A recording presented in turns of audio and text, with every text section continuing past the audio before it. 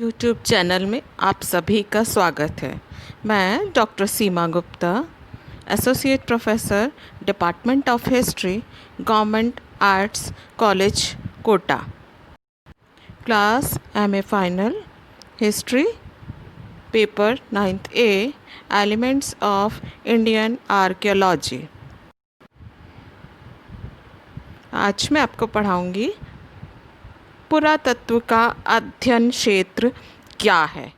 पहले video lecture में मैंने बताया था कि पुरातत्व की परिभाषा क्या है, उसका अर्थ क्या है। उसी कड़ी में आज मैं आपको बताने जा रही हूँ कि उसका अध्ययन क्षेत्र कितना व्यापक है। प्राचीन विद्वानों ने की दृष्टि में पुरातत्व एक सहायक विषय था, परंतु वॉल्टर टेलर नामक एक विद्वान हुए हैं। उन्होंने पुरातत्व को मात्र साक्ष्य एकत्र करने की प्रणाली और तकनीकों का संग्रह बताया था। उन्होंने बताया कि पुरातत्ववेत्ता एक टेक्नीशियन होता है और उसके अलावा कुछ भी नहीं होता। लेकिन पिगट ने पुरातत्व को इतिहास की एक शाखा के रूप में निरूपित किया। किंतु हाल ही के दशकों में पुरातत्व संबंधी विचारधारा में परिवर्तन आया है और इसकी प्रतिष्ठा एक स्वतंत्र विषय के रूप में होने लगी है। और पुरातत्व को एक स्वतंत्र विषय के रूप में प्रतिष्ठित करने वाले विद्वानों में सर्वाधिक उल्लेखनीय नाम है सर मार्टिमर व्हीलर का। उन्होंने कहा कि पुरातत्ववेत्ता केवल वस्तुओं को ही नहीं खोदता, अपितु वह मनुष्यों को भी खोदता है। वह तथ्यों का अन्वेषक होता है। उसके तथ्य मनुष्य की उपलब्धियों के भौतिक वृत्त होते हैं।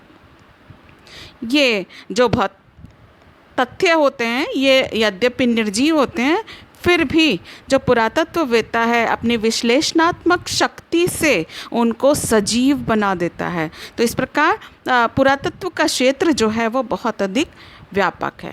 हम देखते हैं कि जो हमारे लिखित साक्ष्य हैं वो अधिक से अधिक 5000 वर्ष प्राचीन हो सकते हैं, जबकि मनुष्य का जो आविर्भाव हुआ है वो 30 लाख वर्ष पूर्व हुआ है। इनके सुदीर्घ काल में मनुष्य की गतिविधियों का अध्ययन पुरातत्व के माध्यम से ही संभव है। प्रागैतिहासिक और आदि ऐतिहासिक काल का इतिहास तो पूर्णतया पुरातात्विक अन्वेषणों पर ही आधारित है, जबकि ऐतिहासिक काल के इतिहास को पुरातत्व वैधानिक अधिकार प्रदान करता है।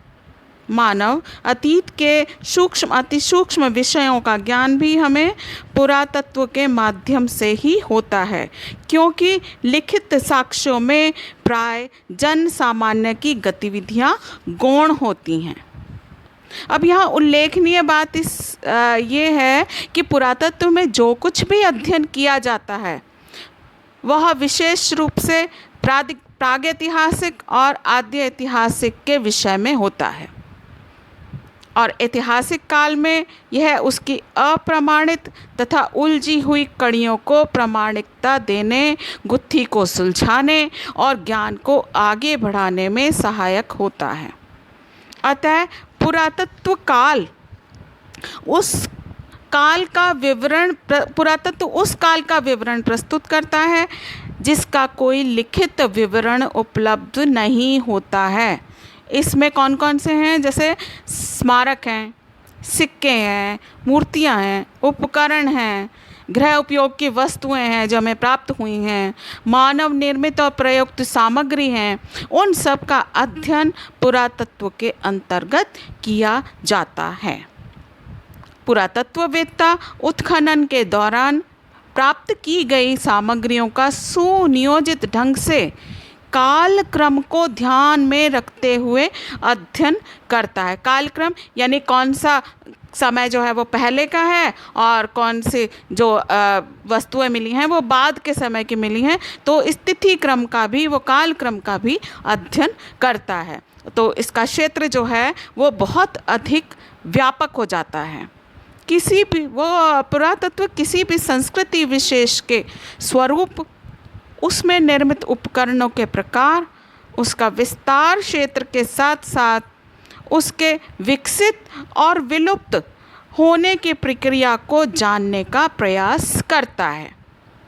वह मानव ज्ञान को विस्तृत करता है और मनुष्यों में संकीर्ण राष्ट्रीय भावना से ऊपर उठकर विश्व के सभी प्राचीन मानव समुदायों की रीति रिवाज के प्रति सहानुभूति और करुणा उत्पन्न कर देता है।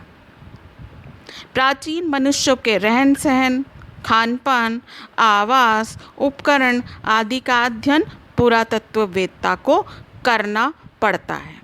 वह यह भी जानने का प्रयास करता है कि किसी क्षेत्र विशेष में एक ही तरह की संस्कृति की उत्पत्ति कैसे हुई अथवा अलग अलग क्षेत्र के निवासियों ने स्वतंत्र रूप से उसका आविष्कार किया। इस संबंध में डॉक्टर व्हीलर हैं, वो कहते हैं कि जिस प्रकार एक सैनिक मानचित्र को सामने रखकर उसमें दिखाए गए ठिकानों से नहीं बल्कि उन सैनिकों से युद्ध करता है, उसी प्रकार एक पुरातत्वविद उत्खनन में वस्तुओं को नहीं अपितु उनका निर्माण और प्रयोग करने वाले मनुष्यों को खोजता है। इस प्रकार हम देखते हैं कि पुरातत्व का क्षेत्र अत्यंत व्यापक है, जिसके अंतर्गत मानव से संबंधित समस्त क्रियाकलापों, सामाजिक, आर्थिक, राजनीतिक, धार्मिक, इन सब का अध्ययन इसमें सम्मिलित है। साथ ही यह मानव के क्रमबद्ध सांस्कृतिक विकास को भी व्याख्यायित करने का प्रमुख साधन है। अब मैं आपको आगे बताऊंगी कि पुरातत्व का महत्व क्या है। पुरातत्व विज्ञान की महत्ता सर्वविदित है। कुछ समय पूर्व तक इतिहासकार केवल साहित्यिक स्रोतों का आश्रय लेकर ही किसी स्थान से संबंधित इतिहास लिखा करते थे, परंतु अब पुरातत्व विज्ञान की सहायता से अधिकांश स्थानों का सांस्कृतिक एवं राजनीतिक इतिहास बड़ी सुगमता से लिखा जा सकता है। पुरातत्व ने हजारों वर्षों के पुराने खंडहरों में दबी हुई सभ्यता को खोदकर प्रकाश में लाने का जो सफल और सारगर्भित और भगीरथ प्रयास किया है, वह केवल श्लाघनीय ही नहीं वरन विश्व के इतिहास में भी अविस्मरणीय रहेगा। तो हम पढ़ेंगे कि पुरातत्व का महत्व बहुत अधिक है।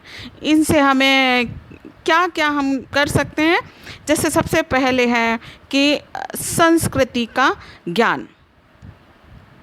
पुरातत्व मानव के उस कड़ी के अध्ययन में लगा है जो कभी धरती पर था पर आज वो विलुप्त हो गया है।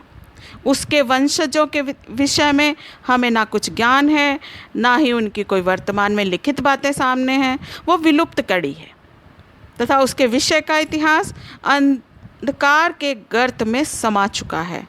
इसी विलुप्त कड़ी के लोगों की सांस्कृतिक अवस्था का ज्ञान, जो लिखित इतिहास के पहले यहाँ पर रहते थे, उनको ढूंढ निकालना और उनके क्रमिक सांस्कृतिक सोपानों के ज्ञान का माध्यम खोजना पुरातत्व का मूल धर्म है।